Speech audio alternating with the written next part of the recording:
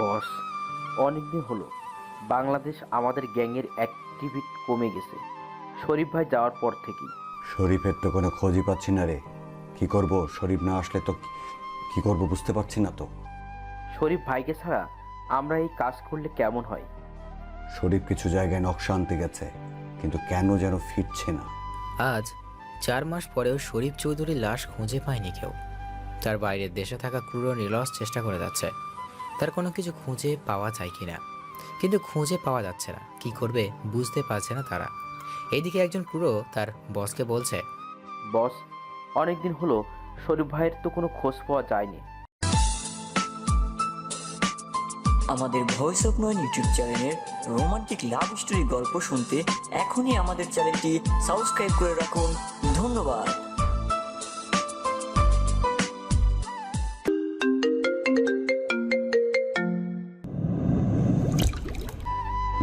বুঝতে পারছি না কিছুই। ওর সাথে থাকা একটা গার্ডেরও খোঁজ নেই।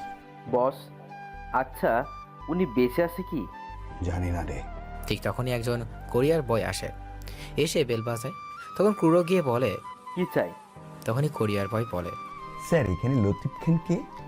লতিফ নামটা যখন কানে আসে, বসের সাথে সাথে সে বাইরে আসে আর বলে, লতিফ খানের সাথে কি দরকার?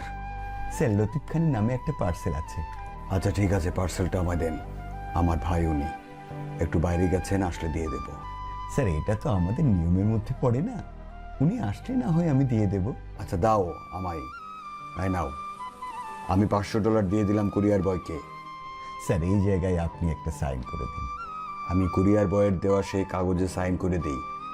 আমার নাম দেখে কুরিয়ার বয় কিছু বলবে তার আগেই আমি ইশারা চুপ করতে বলি আর যাওয়ার জন্য বলি। কোরিয়ার বয় যাওয়ার পর বস আর ক্রুরো ভিতরে গিয়ে পার্সেল খুলে দেখে সেখানে একটা ছবি। সেই ছবিতে বস তার মেয়ের মুখের পাশে অস্ট্রেলিয়ার ভাষায় লেখা কিছু বাংলা ভাষা, যার অর্থ দাঁড়ায়, তোদের মৃত্যুর দিন ঘনিয়ে আসছে, রেডি থাক তোরা।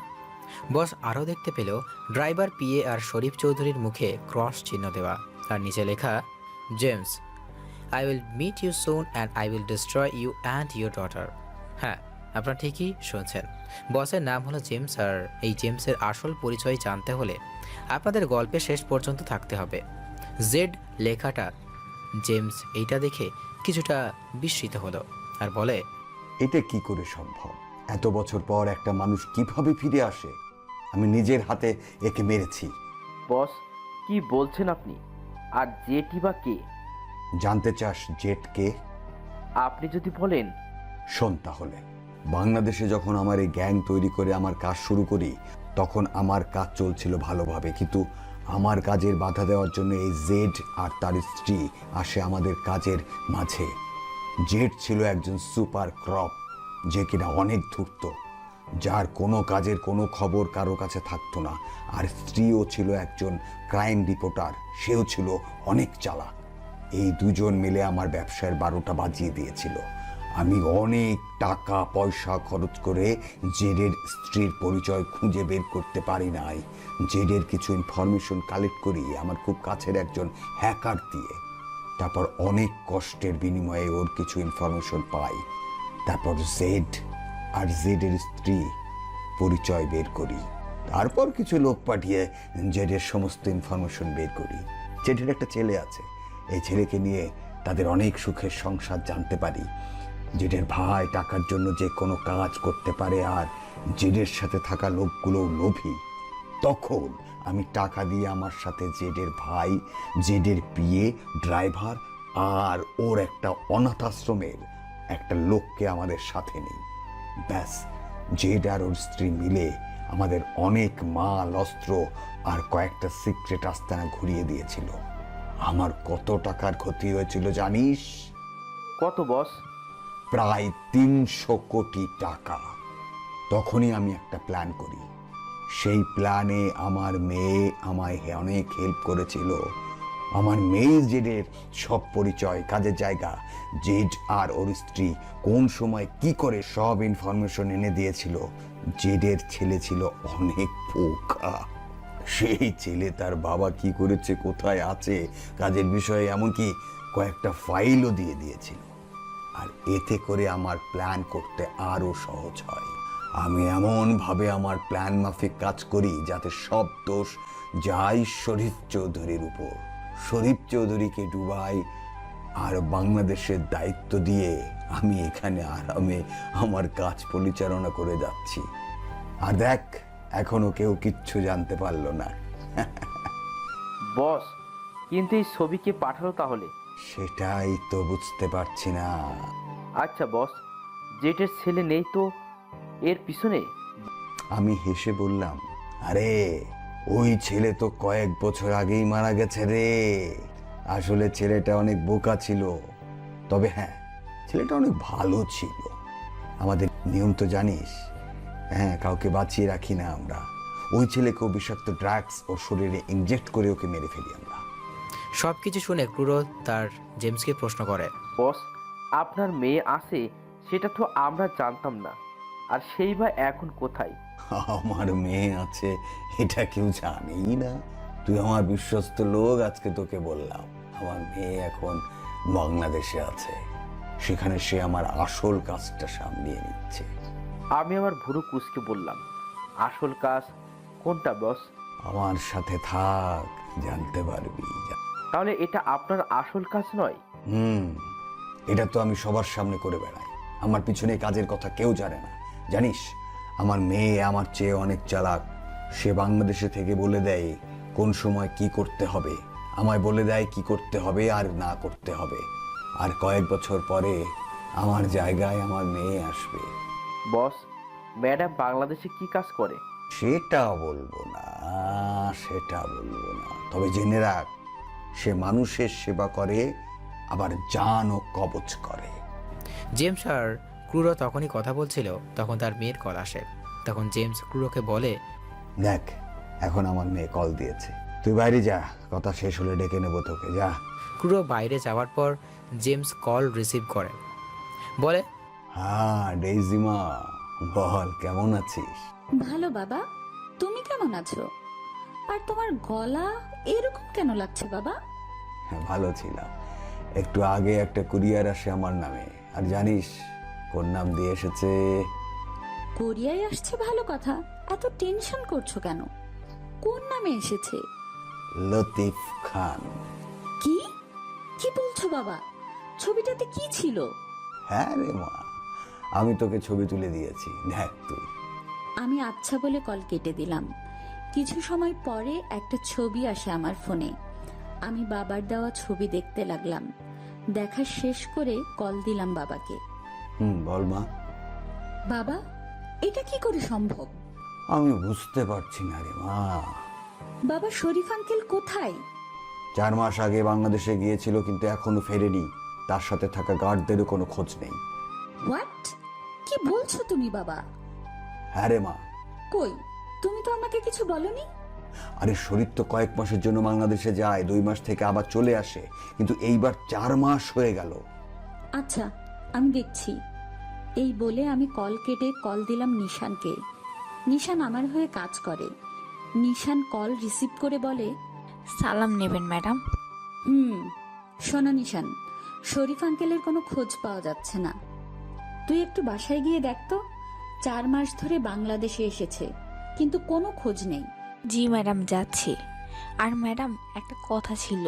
বুঝতে পেরেছি। সন্ধ্যার সময় অ্যাকাউন্টে চলে যাবে। এখন শরীফ আঙ্কেলের বাসায় যা, আর গিয়ে সব আপডেট দিবি। ডেইজির কথা অনুযায়ী নিশান তার কয়েকজন লোক নিয়ে বেরিয়ে পড়ে শরীফ চৌধুরীর বাসার উদ্দেশ্যে।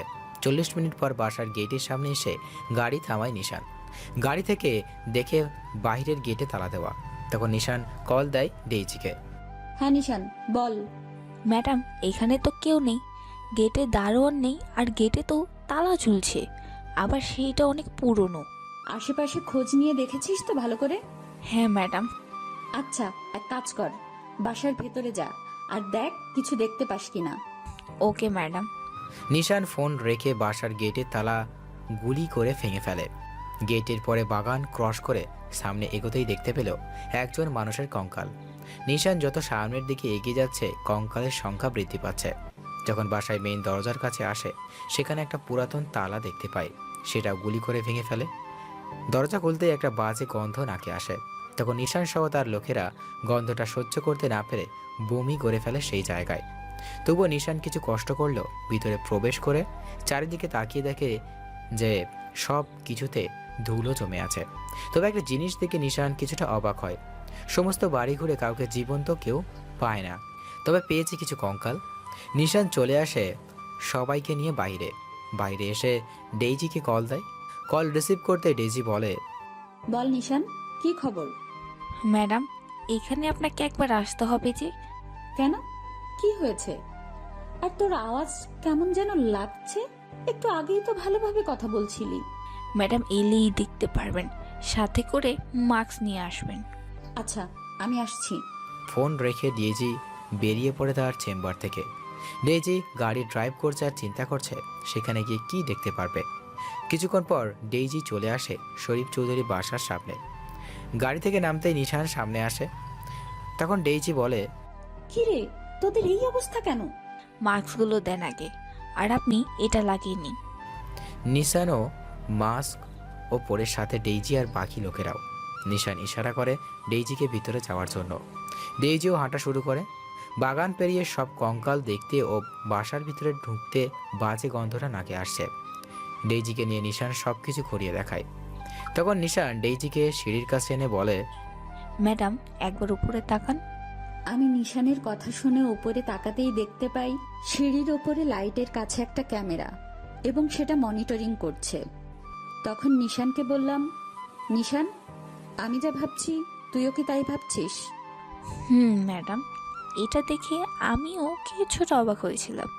যেই বাসাটা কয়েক মাস ধরে বন্ধ, সেই জায়গায় কেউ নেই, সব কঙ্কাল। এই জায়গায় কেই বা ক্যামেরা লাগাবে? দেখ তো নিশান, মনিটরিং রুমটা কোথায়? এই তো সামনের রুমে। আপনাকে কিছু জিনিস দেখানোর জন্য এখানে এনেছি। কি দেখাবি? আসুন আপনি। নিশান ডেইজিকে নিয়ে মনিটরিং রুমে প্রবেশ করে। তখন মনিটর থেকে সিসিটিভি ফুটেজ চালু করে সেটা, কিন্তু লাইভ ফুটেজ ছাড়া আর কিছু দেখতে পায় না। তখন ডেইজি বলে, এ তো দেখছি লাইভ ফুটেজ। আগের ফুটেজগুলো আনো নিশান। ম্যাডাম, কিছুক্ষণ আগে আমি এইখানে অনেক ফুটেজের ফাইল দেখেছিলাম, কিন্তু এখন দেখতে পারছি না। আমি সব কিছুই আপনাকে দেখাবো বলে রেডি করে রেখেছিলাম, কিন্তু এখন সব কিছু ভ্যানিশ হয়ে গেছে। তোরা ছাড়া এখানে কি কেউ এসেছে? না ম্যাডাম। তাহলে ফাইলগুলো ভ্যানিশ হলো কিভাবে? সেটাই তো বুঝতে পারছি না ম্যাডাম। ভালো করে মনে করে বলছিস তো? হ্যাঁ রে বাবা, সরি ম্যাডাম। তাহলে ফাইলগুলো ডিলিট হলো কি করে? ম্যাডাম, আমি হয়তো বুঝতে পারছি কে ডিলিট করেছে। কে ডিলিট করেছে? আমি খুশি হয়ে বললাম, ম্যাডাম ভূতে মনে হয় ডিলিট করেছে। ম্যাডাম, এখানে মনে হয় ভূতই আছে। তুই কি আমার সাথে মজা করছিস নিশান? না ম্যাডাম, আমি সত্যি বলছি। আপনি একবার চিন্তা করুন, ভূত না ছাড়া কেউ পারবে কি কয়েক মিনিটে এর ভিতরে ফাইলগুলো ভ্যানিশ করতে পারবে? আপনি বলুন তো। তুই কি আমায় ভয় দেখাচ্ছিস? আমি লজিক দিয়েই বললাম ম্যাডাম। আমি দেখছি, সর তুই। এই বলে আমি যখন কম্পিউটারে সবকিছু চেক করছিলাম, তখন খেয়াল করলাম কম্পিউটার আমার নিয়ন্ত্রণে নেই। হঠাৎ কিছু লেখা ভেসে উঠল কম্পিউটারে। লেখাগুলো হলো, শরীফ চৌধুরীকে খুঁজতে এসেছে তারা। শরীফ চৌধুরী বটতলায় সেই পুরাতন বাড়িতে আছে। যা তাড়াতাড়ি ডেইজি, এরপর তোর আর তোর বাবার পালা, মাস্টার আসছে। এদিকে ডেইজির লেখা দেখে ভয় পাচ্ছে, আবার রাগও হচ্ছে। কেউ তাকে থ্রেট দিচ্ছে। ডেইজি সময় ক্ষেপণ না করে রকিদের নিয়ে বেরিয়ে পড়ে সেই পুরাতন বাড়িতে। সেই বাড়িতে গিয়ে তারা শরীফ চৌধুরীর বাড়ির মতো এখানে অনেক কঙ্কাল আর সাথে বাজে গন্ধ। অনেক রকমে তারা ভিতরে গিয়ে পড়ে থাকা একটা কঙ্কালের পাশে পড়ে থাকা একটা মানি ব্যাগ পায়। মানি ব্যাগের অবস্থাও অনেক খারাপ। সেখান থেকে একটা আইডি বের করে বুঝতে পারে এটা শরীফ চৌধুরীর লাশ। তখন ডেইজি বলে, রকি একটু ভালো করে দেখ তো কিছু পাস কিনা। আচ্ছা ম্যাডাম। রকি খুঁজে একটা ক্যামেরা দেখতে পেল। তখন এই রনি মনিটর খুঁজতে থাকে। কিছুক্ষণ পর ও পেয়ে যায়। তখন রকি ডেইজিকে ডাক দেয়। ম্যাডাম, ম্যাডাম ভিতরে আসেন। কি হলো রকি, কিছু কি পেয়েছিস? ম্যাডাম এইটা দেখুন।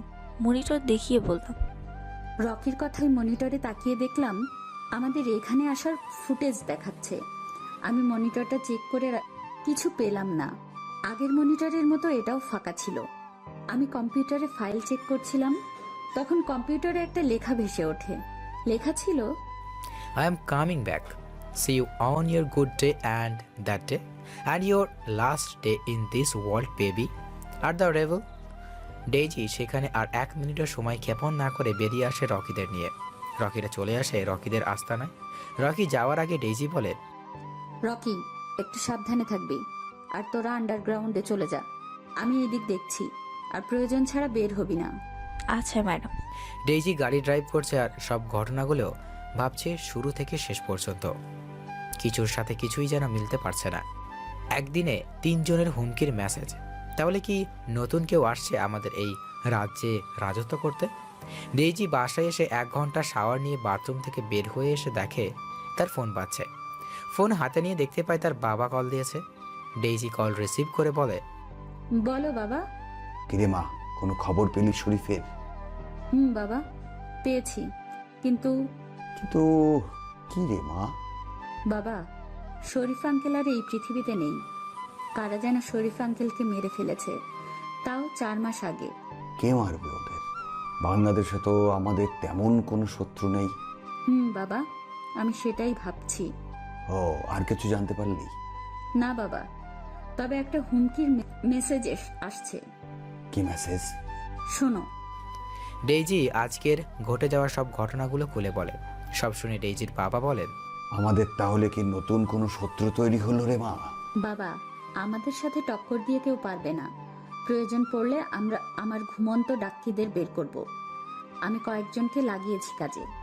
জেড, মাস্টার, ডেভিল, 3 জনের নাম তো মাফিয়া ওয়ার্ল্ডে শুনি নাই, তবে একজনের নাম শুনেছি। তাকে কেউ আজ পর্যন্ত দেখে নাই, অবশ্য সে সব সময় গরিবদের সাহায্য করে। কে সে বাবা? RMZ, যাকে আজ পর্যন্ত কেউ দেখে নাই। মাফিয়া জগতে যার বিচরণ সব জায়গায়। মাফিয়া জগতের সবচেয়ে পাওয়ারফুল দল কোনটি বলতে পারবি? Horse power. এই হর্স পাওয়ার দল কার নেতৃত্বে চলে? কার? RMZ।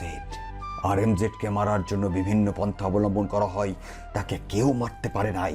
এই মাসের 10 তারিখ অস্ট্রেলিয়া ও আমেরিকার সব মাফিয়া মিলিত হয়ে অ্যাটাক করবে ওর উপর। কেন বাবা, RMZ কে মারার কি আছে? মাফিয়া জগতে কেউ 2 নম্বর কাজ করতে পারছে না RMZ এর জন্য। ও মারা গেলে সেই চেয়ারে আমার বসা কনফার্ম। আচ্ছা বাবা, সাবধানে থেকো। আর আমার ডাক্কিদের খবর কি? এই সুযোগে বলি, ডাকি হলো এই ধরনের নরপিশাচ যারা মানুষের শরীরের মাংস ও রক্ত খেয়ে বেঁচে থাকে। ভালো আছে, টাইম অনুযায়ী সব কিছু পৌঁছে যাচ্ছে ওদের কাছে। আচ্ছা, আমি অনেক টায়ার্ড, পরে কথা হবে। শুভরাত্রি বাবা। শুভরাত্রি মা। এইদিকে একজন এসে বলছে, স্যার, আমেরিকা আর অস্ট্রেলিয়ার মাফিয়ারা মিলিত হয়েছে। হ্যাঁ, লাভলি। রাহুল একদিন যখন দিয়াকে নিয়ে একটা রেস্টুরেন্টে খেতে যায়, তখন সেনাপ্রধান কল দেন রাহুলকে। রাহুলের ফোন হঠাৎ করে বেজে ওঠে। রাহুল ফোন বের করে দেখতে পায় সেনাপ্রধানের কল। রাহুল তখন দিয়াকে বলে, দিয়া তুমি বসো, আমি আসছি। কোথায় যাচ্ছ? আর কে কল দিয়েছে? আমি আসছি, তুমি একটু বসো, আমি এসে বলছি সব তোমায়। রাহুল দিয়ার সাথে একটু দূরে গিয়ে রাহুল ফোন রিসিভ করে বলে, আসসালামু আলাইকুম স্যার, কেমন আছেন? ওয়ালাইকুম আসসালাম। ভালো না রাহুল? স্যার কেন, কি হয়েছে? রাহুল, একটা খারাপ খবর আছে। স্যার, বাংলাদেশে কি হয়েছে? বাংলাদেশে কিছু হয়নি, সব কিছু ঠিক আছে, কিন্তু কিন্তু কি স্যার? রাহুল, আমাদের DL কিং মারা গেছে। তার লাশ আমাদের পার্সেল করে পাঠিয়েছে। ড্যানি DL কিংকে নির্মমভাবে হত্যা করেছে আর বঙ্গোপসাগরের একটা দ্বীপে নিজের আস্তানা বসিয়েছে। দ্বীপের চারিপাশে HT বিদ্যুতের লাইন সেট করেছে, যার জন্য কোনো কিছু করা যাচ্ছে না। We need your help Rahul master.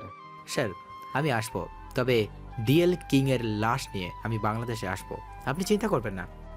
আপনারা হয়তো ভাবছেন ডিএল কিং কে আর ডেনিং বা কে। চলুন তাদের পরিচয় শুনে আসি। ডিএল কিং হলো রাহুলের ব্যাচমেট কমান্ডো ট্রেনিংয়ের সব সময় তাদের পরিচয় হয় ডিএল কিং আর মাস্টার একসাথে অনেক অপারেশন পরিচালনা করে।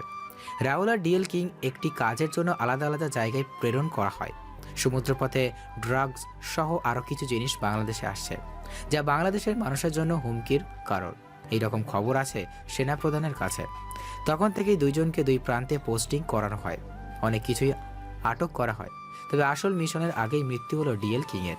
কিন্তু দুইজন আলাদা হলেও যোগাযোগ সর্বদা দুইজনেরই ছিল। কিন্তু রাহুল সিঙ্গাপুর আসার পর আর যোগাযোগ হয়নি। আর এখন সংবাদ হলো ডিএল কিং মারা গেল। এখন আসা যাক ড্যানিং পরিচয়ে।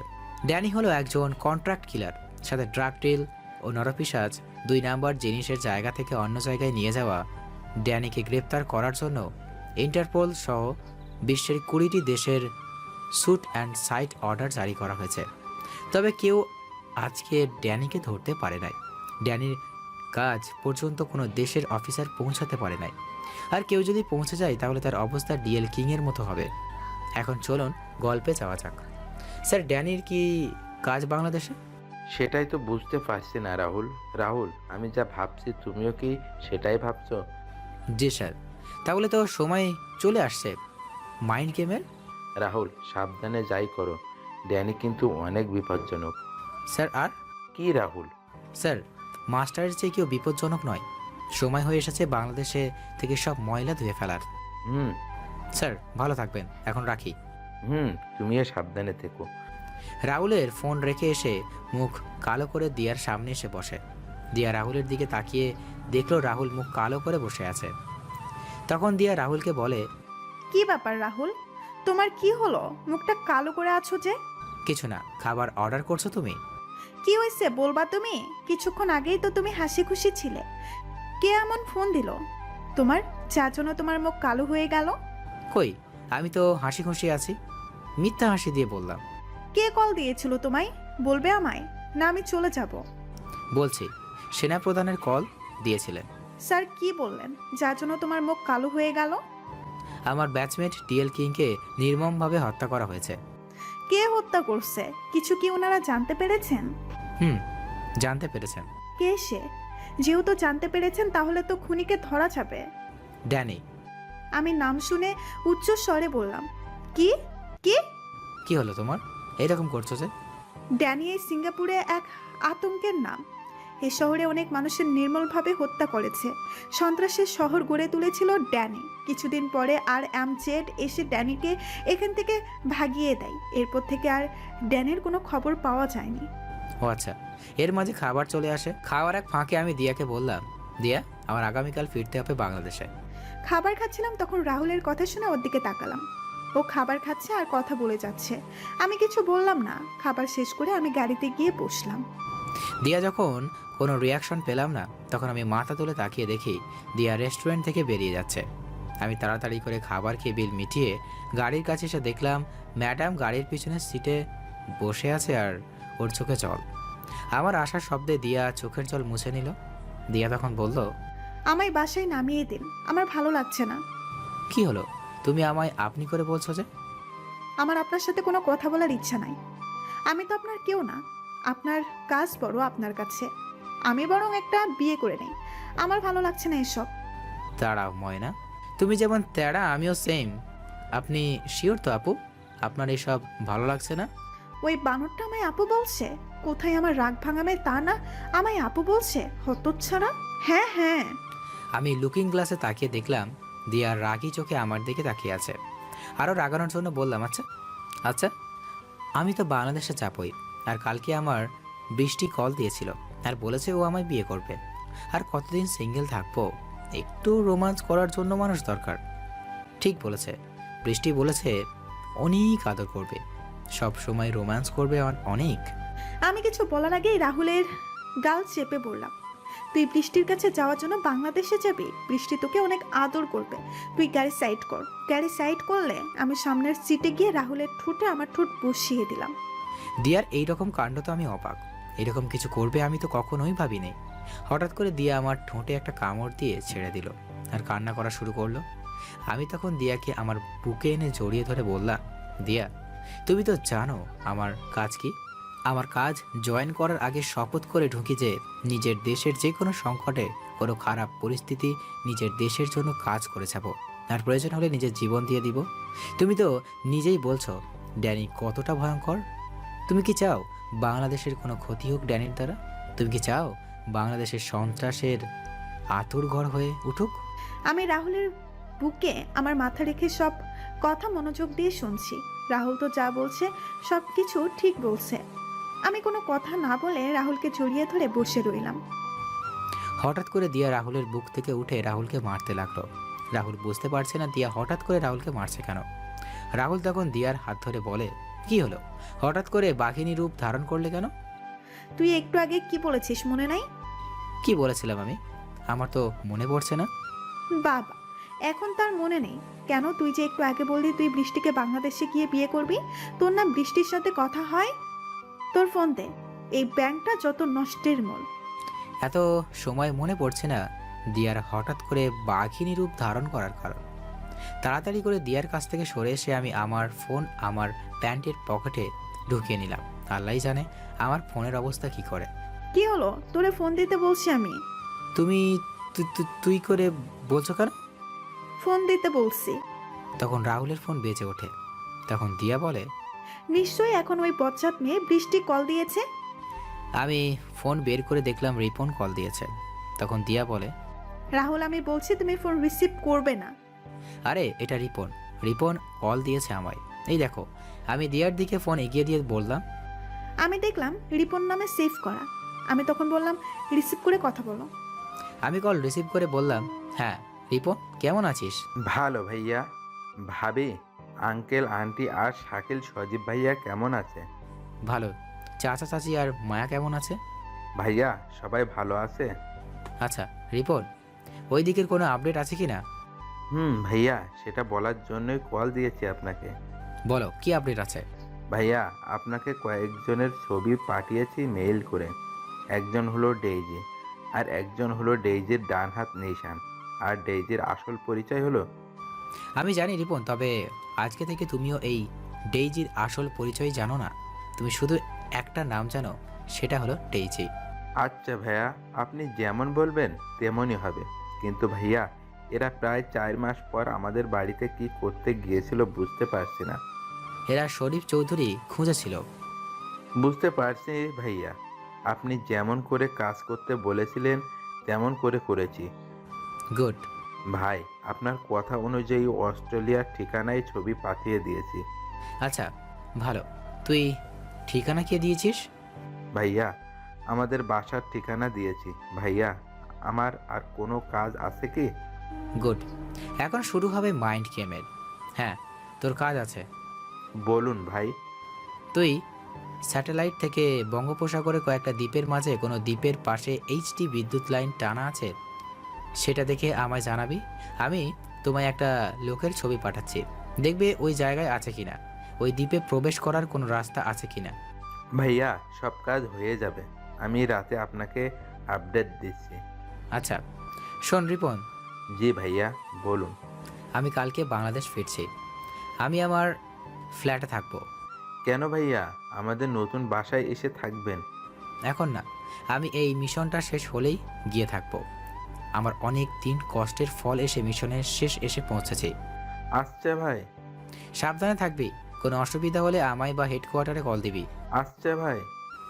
এই বলে রাহুল তার ফোন রেখে দেয়। রাহুল তখন ড্যানিংয়ের একটা ছবি রিপনকে মেল করে পাঠিয়ে দেয়। রিপনকে হয়তো সবারই মনে আছে, না থাকলে 13তম পর্ব পড়লেই বুঝতে পারবে। রাহুল দিয়ার কাছে এসে বলে, চলো ম্যাডাম, যাওয়া যাক তাহলে। আপনার কথা বলা শেষ হলে যেতে পারি? আমার কথা শেষ ম্যাডাম। রাহুল, তোমার সাথে একটা কথা শেয়ার করা হয়নি। তোমার সাথে শেয়ার করা খুবই গুরুত্বপূর্ণ। কি এমন কথা দিয়া যা তুমি আমার সাথে শেয়ার করনি? রাতে খাবার শেষ করে আমার রুমে এসো, তখন তোমায় বলতে পারবো। আচ্ছা ম্যাডাম, এখন যাওয়া যাক তাহলে। চলো। তারপর দুইজনেই বেরিয়ে পড়ে বাসার উদ্দেশ্যে। এদিকে জেমস কল দেয় তার মেয়ে ডিআইজিকে। ডেইজি কল রিসিভ করে বলে, হ্যাঁ বাবা বলো। কোনো খবর পেয়েছিস? অবাক হয়ে বললাম, কি খবর বাবা? ড্যানি ডেএল কিংকে মেরে ফেলেছে এবং একটা দ্বীপে তার আস্তানা ঘিরেছে। ওয়াও, এটা তো ভালো খবর। আমাদের পথের কাটা একটা শেষ হলো, আরেকটাকেও মারতে হবে আমাদের। রে মা, ওই কুত্তার বাচ্চা মাস্টারকেও মারতে হবে। শাল্লা কোথা আছে কেউ বলতে পারছে না রে মা। বাবা, তুমি চিন্তা করো না, আমি ড্যানিকে কল দিয়ে বলবো ও যেন খুঁজে বের করে মাস্টারের সব পরিচয়। আচ্ছা বলবো। আর কোনো খবর আছে? জানতে পেরেছো ওই পার্সেলটা কোথা থেকে এসেছে? জানতে পেরেছি, আর তুই শুনলে চমকে যাবি। আমাদের জন্য একটা সুসংবাদ আর দুঃসংবাদ আছে রে মা। আগে দুঃসংবাদটা দাও। অস্ট্রেলিয়ার আর আমেরিকার সব মাফিয়াদের রাতের আধারে RMZ এর হর্স পাওয়ারের লোকেরা মেরে ফেলেছে। আশ্চর্যজনক ব্যাপার হলো ওই জায়গায় কোনো লোকের দেহ নেই, আছে শুধু কঙ্কাল। আর সুসংবাদটা কি? যে জায়গায় থেকে পার্সেলটা এসেছে সেটা হলো তোর শরীফ আঙ্কেলের বাসার ঠিকানা। কি বলছো বাবা? হ্যাঁ রে মা। বাবা, আমার সব গুলিয়ে যাচ্ছে। এই সমস্যাটা তো ক্রমশই জটিল হচ্ছে। বাবা, তাহলে কি আমাদের পিছনে দুইটা শত্রু লেগেছে? কিছুই বলতে পারছি না রে মা। ওই দিকের খবর কি? আর কতদিন লাগবে ওগুলো বাংলাদেশে আসতে? ওইগুলো এখন সড়ক পথে যাওয়া ভালো হবে না, তাই ড্যানিকে পাঠিয়েছি নৌপথে। ড্যানি কোনো হিন্ট দিলেই আমি পাঠিয়ে দেব। বাবা, একটা কথা জানার ছিল। কি রে মা? রাহুল কি আদৌ মারা গেছে? হ্যাঁ রে মা, তুই হঠাৎ করে এই কথা বলছিস যে? আমি কিছুর সাথে কিছুই মেলাতে পারছি না বাবা। রাহুলকে তো চোখের সামনেই তো কবর দেওয়া হলো। তাও ঠিক। আচ্ছা রাখছি তাহলে। আচ্ছা বাবা, সাবধানে থেকো। তুইও সাবধানে থাকিস মা। এদিকে রাহুলরা যখন সবাই মিলে রাতের খাবার খাওয়ার জন্য খাবার টেবিলে আসে, তখন রাহুল সবাইকে বলে, মা বাবা, আঙ্কেল আন্টি, আমি কালকে বাংলাদেশে ফিরে যাচ্ছি। হঠাৎ করে কি হলো যার জন্য যেতে হবে? সেনাপ্রধান কল দিয়েছিলেন, অনেকদিন তো ছুটি কাটালাম। আরও কয়েকদিন থাকতে পারতি। বাবা, কি যেন কাজ আছে স্যার বললেন। রাহুল, খাবার শেষ করে আমার রুমে আসিস তো একটু। আচ্ছা আঙ্কেল। রাহুল খাবার শেষ করে একটু সোফায় বসে রেস্ট নিয়ে চলে যায় আঙ্কেলের রুমে। তখন আঙ্কেল বলে, রাহুল, কি হয়েছে আমার খুলে বলতো। আমি আঙ্কেলকে সব খুলে বললাম। তখন আঙ্কেল আমায় কিছু টিপস দিলেন। আমি তখন বের হয়ে দিয়ার রুমে যাই। দিয়া আমায় এমন কিছু ইনফরমেশন দিল, তাতে তো আমার মাথা হ্যাং হয়ে গেল। আমি আমার রুমে এসে ঘুমিয়ে পড়ি। আপনারা তো ভাবছেন আঙ্কেল আর দিয়া রাহুল কি বলল, আর দিয়ার কথা শুনে রাহুলের মাথা কেনই বা হ্যাং হলো। সেটা জানতে হলে আপনাদের সবাইকে গল্পের সাথে থাকতে হবে। গল্পের সাথে থাকলে সব রহস্য বুঝতে পারবে। রাহুল আঙ্কেল আর দিয়ার রুম থেকে নিজের রুমে এসে তার ল্যাপটপ বের করে কিছু ইনফরমেশন কালেক্ট করতে থাকে। ইনফরমেশন কালেক্ট করতে গিয়ে রাহুল এমন কিছু তথ্য পায় যা সে কখনো চিন্তা করতে পারেনি। আর এর পেছনে কে কে আছে রাহুল সব জানতে পারে। তখন রাহুল বলে, James, you have play the game, now be ready for the consequence. এটা বলে আর হাসতে থাকে। এই হাসির রহস্য কিছু বুঝতে পারবে না। এই হাসির মাঝে লুকিয়ে আছে 7 বছর আগের মা, বাবা, চাচির হত্যার প্রতিশোধ রয়েছে। এক বন্ধু হত্যার প্রতিশোধ রয়েছে, এক বোন হারা ভাইয়ের প্রতিশোধের তীব্রতা। রাহুল ল্যাপটপ বন্ধ করে ঘুমিয়ে পড়ে। এদিকে জেমসের কানে খবর যায় আর এমজেড কয়েকজন মাফিয়া লিস্ট তৈরি করেছে। কোনো মাফিয়া আছে এই লিস্টে, কেউ জানতে পারে নাই। তবে RMZ কিছু কাজের জন্য কোনো একটা দেশে যাবে 2 মাসের জন্য। কোন দেশে যাবে সেটা কেউ জানতে পারে না। সবাই আছে তাদের প্রাণ নিয়ে ঝুঁকিতে। কোন দিক থেকে মৃত্যু আসে তাদের আলিঙ্গন করে নেয়। জেমস তাড়াতাড়ি করে কল দেয় ড্যানিকে। ড্যানি কল রিসিভ করে বলে, হ্যাঁ জেমস সাহেব বলুন। কোনো কিছুর খবর পেয়েছো কি? না তো, কি খবর বলুন তো? RMZ নাকি মাফিয়াদের একটি লিস্ট তৈরি করছে। কারা সেই লিস্টে আছে কেউ বলতে পারবে না। এখন চিন্তা হলো আমাদের নাম নেই তো এই লিস্টে।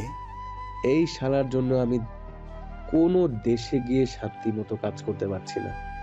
RMZ অনেক বার বেড়ে গেছে। এখন এদের সমস্ত কিছু আমার মনে হয় বন্ধ করতে হবে। আরে ওর পৃষ্ঠা বন্ধ করতে গিয়ে নিজের পৃষ্ঠা বন্ধ হয়ে যাবে। ওই দিকের আপডেট কি জানি? এইদিকে খবর ভালো, এখানে কোনো বাহিনী আসতে পারবে না। DL কিংকে মারার পর বাংলাদেশের কোনো বাহিনী আর সাহস করে এখানে আসতে পারবে না। এখানে আসলেই যে ওদের মৃত্যু অবধারিত। 2 দিন পর একটা কন্টেনার সাগর পথে মাল যাবে তোমার কাছে। সেগুলো অনেক দামি, আর তুমি সেইগুলো চেক করে পাঠিয়ে দেবে এই ঠিকানায়। আমার মেয়ে সেগুলো রিসিভ করবে, আর তোমার পেমেন্টও আমার মেয়ে দিয়ে দেবে।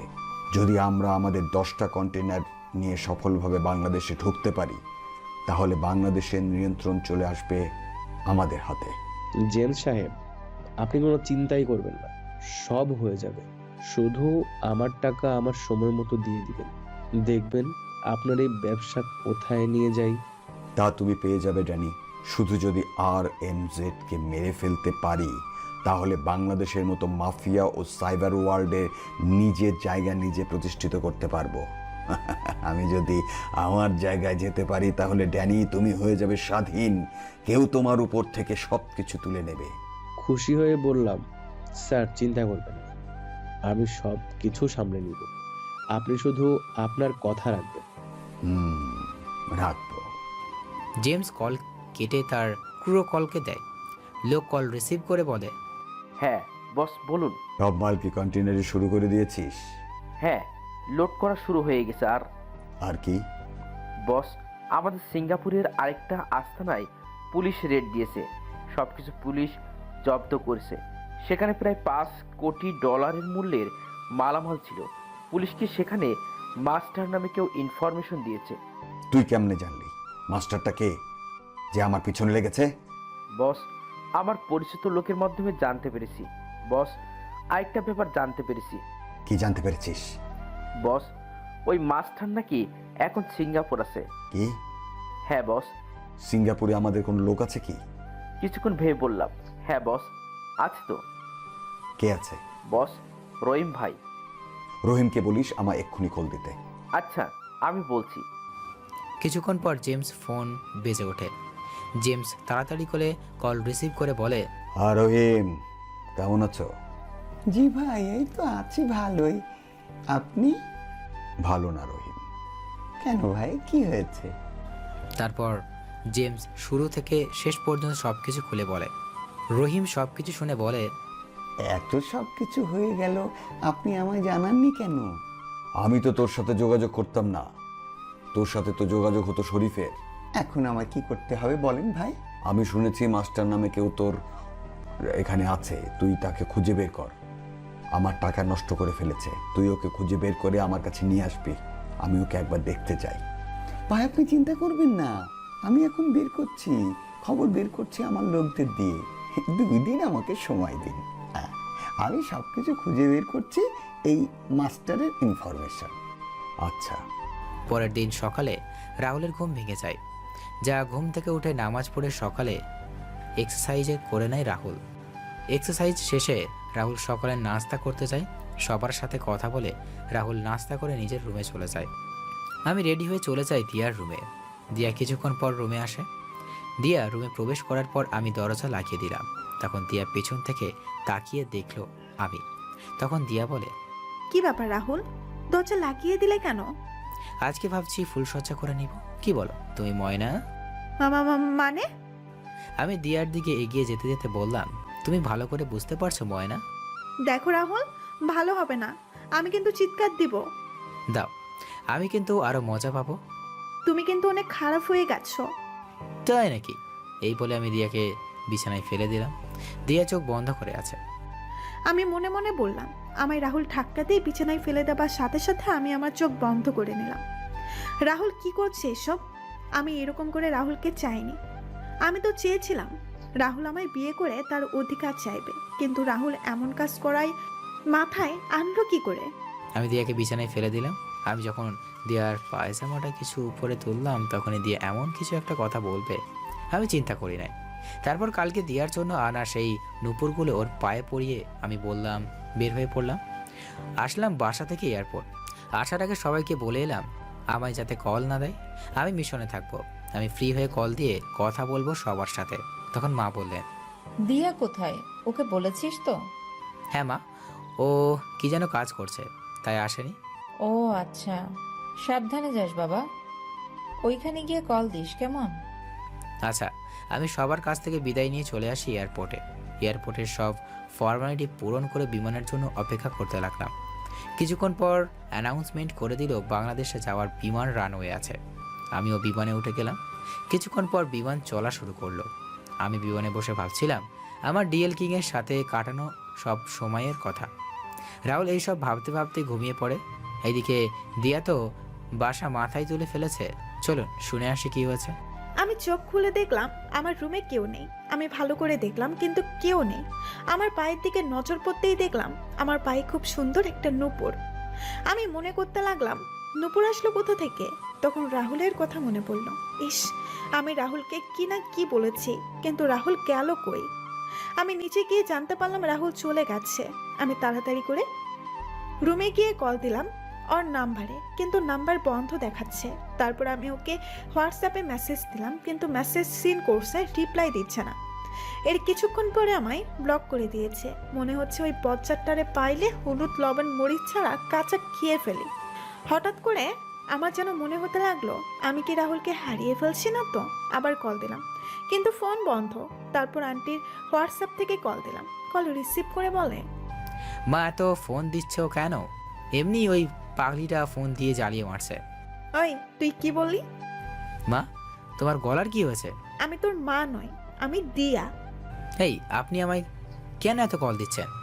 তুই আমায় ব্লক করেছিস কেন? ব্লক খোল তাড়াতাড়ি।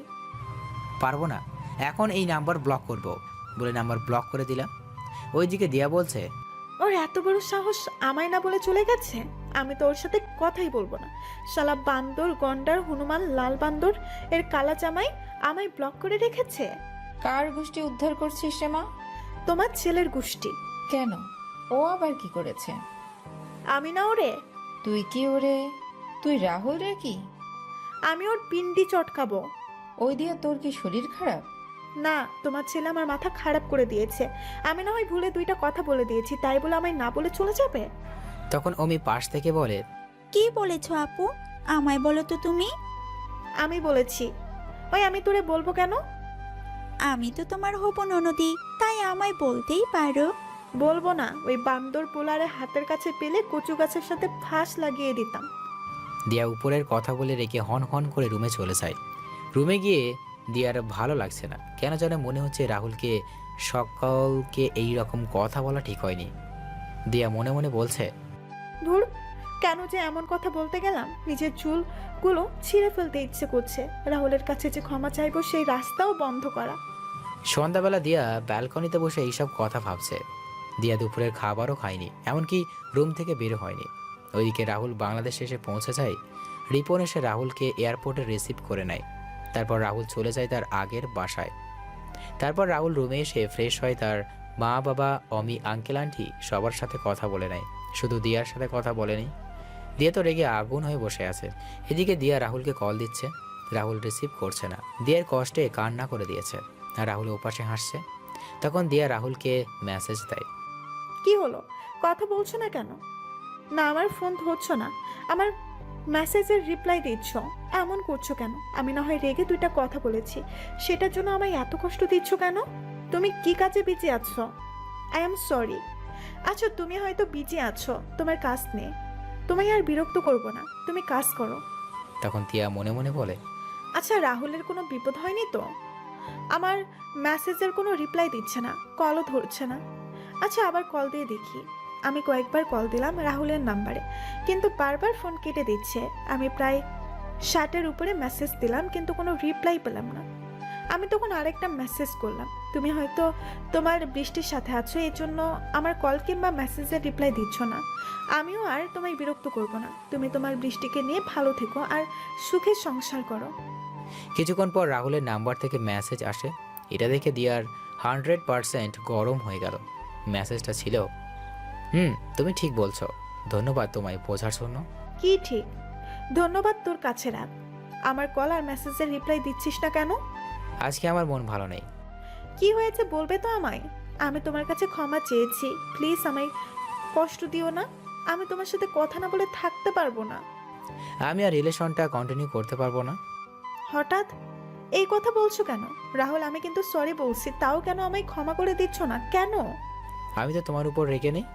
তুমি যদি এই রিলেশনটা ভেঙে দিতে চাও, তাহলে আমার মরা ছাড়া কোনো রাস্তা খোলা থাকবে না। আমি যে তোমায় নিজের সাথে মিশিয়ে নিয়েছি। কেন মরবে আমার মতো একটা লুচ্চা ছেলে, নষ্ট ছেলে, বকাটা ছেলের জন্য? আমি যে নিজের মন প্রাণ উজাড় করে তোমায় ভালোবেসেছি। আচ্ছা, সত্যিই কি রিলেশনটা কন্টিনিউ করতে চাও না? তোরে নাও তাই আবার তাই না? তোমার মাথায় কি সমস্যা হয়েছে? আমার কি এখন তোমার ট্রিটমেন্ট করাতে হবে? সমস্যা আমার মনে হয়েছে। কি হয়েছে তোমার? আগে আমায় বলো। কিছু তো হয়নি তো। তাহলে আমার সাথে এমন করছো কেন? আরে বোকা, মজা করছিলাম। আচ্ছা, একটু পরে ভিডিও কলে কথা বলি। তুমি এখন গিয়ে সবার আগে খাবার খেয়ে নিবে, তারপর কথা হবে। তারপর দিয়ার মুখে হাসি ফুটে ওঠে। দিয়া নিচে গিয়ে খাবার খাওয়া শুরু করে। এদিকে কেউ একজন কল দেয় RMZ-কে। RMZ কল রিসিভ করে বলল, হ্যাঁ বল। বস, ড্যানির অবস্থা জানতে পেরেছি। কোথায় এখন ড্যাডি? বস, ও এখন বাংলাদেশের এবি দ্বীপে আছে। ওই দ্বীপের চারপাশে ড্যানি এইচটি বিদ্যুৎ লাইন লাগিয়ে রেখেছে। প্ল্যানটা কি বল আমায়। প্ল্যানটা হলো, আচ্ছা, তাহলে ড্যানির আয়ও কমে এসেছে। ড্যানির পাপের কলসি যে ভরে উপচে পড়ছে। বস রাখছি তাহলে। আচ্ছা, তোকে কি করতে হবে মনে আছে তো? জি বস।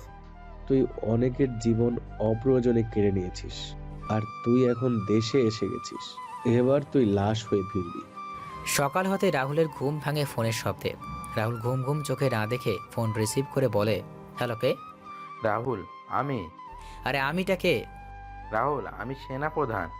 আমার ফোনের ওপাশের নাম শুনে আমার ঘুম সব হাওয়া হয়ে যায়। আমি তখন স্যারকে বললাম, সরি স্যার, ঘুমের ঘরে ফোনের নাম্বার দেখতে পারি নাই। আচ্ছা, বুঝতে পারছি। তুমি কি কোনো খবর শুনেছো? স্যার, আপনার ফোনের আওয়াজে আমার মাত্র ঘুম ভাঙলো, আর আপনি বলছেন খবরের কথা। ড্যানি মারা গেছে। আমি স্যারের কথা শুনে আমি শোয়া থেকে এক লাফে বিছানা থেকে নিচে। আমি তখন বললাম, স্যার কি হয়েছে, কি বলছেন আপনি? যা শুনেছো সেটাই সত্যি। স্যার, কে মারলো ড্যানিকে? মাফিয়া জগতের কিং RMZ। স্যার, সে তো এতদিন কোথায় ছিল, কেউ বলতে পারেনি। সেটা তো RMZ ছাড়া আর কেউ বলতে পারবে না। স্যার, সে কেন ড্যানিকে মারতে যাবে? ড্যানি আমার শিকারী ছিল। রাহুল, এইসব কথা বলার জন্য আমি কল দেইনি। তাহলে কি জন্য স্যার? এখন আমাদের RMZ-কে খুঁজে বের করতে হবে। এটাই হলো আমাদের জন্য একটা সুবর্ণ সুযোগ। বিভিন্ন দেশের পুলিশ সহ গোয়েন্দা সংস্থা RMZ-কে ধরতে পারে নাই। আর RMZ যেহেতু এখন বাংলাদেশে আছে, তাই আমাদের তাকে খুঁজে বের করে গ্রেপ্তার করতে হবে। আর তুমি হলে আমাদের দেশের একমাত্র most genius officer. Sir, RMZ যখন একবার বাংলাদেশে এসে গেছে, তাহলে সে আর ফিরতে পারবে না বাংলাদেশ থেকে।